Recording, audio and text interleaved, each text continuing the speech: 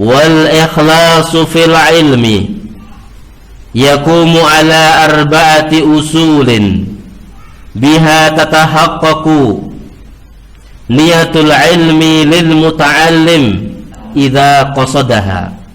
Keikhlasan dalam menuntut ilmu akan tegak di atas 4 pondasi.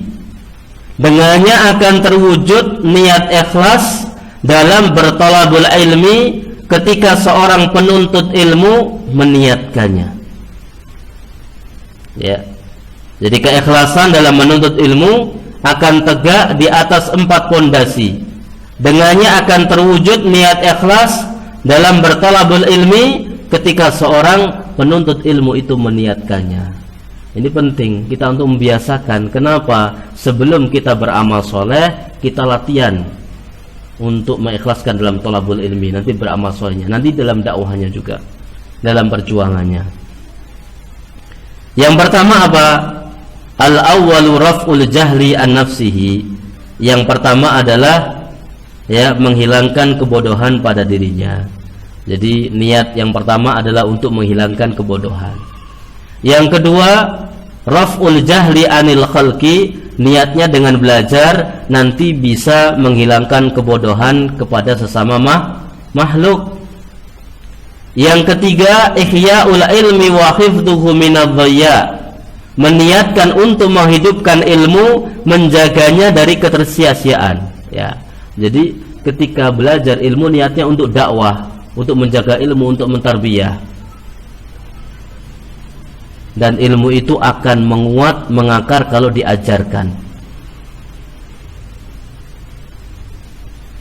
Ya. Ilmu itu akan menguat ketika diajarkan.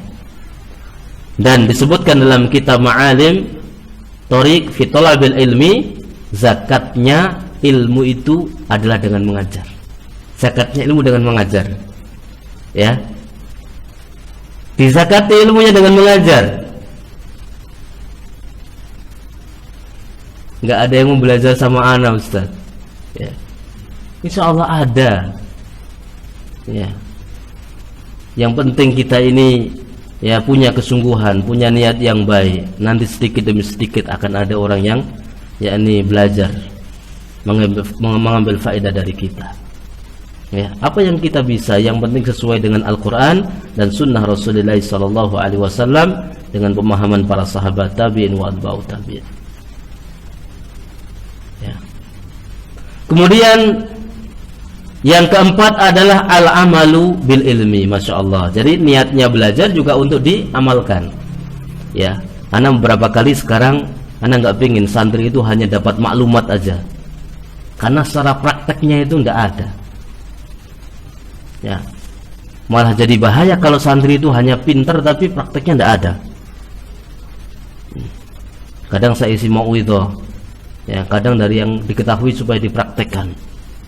Yang kecil-kecil, yang remeh-remeh, ya, untuk dipraktekkan. Karena ternyata praktek itu butuh pembentukan, butuh pembiasaan, ya, butuh muraqabah, ditemani, didampingi sampai betul-betul muncul dalam hatinya apa? Keinginan, termotivasi sendiri untuk beramal kebaikan.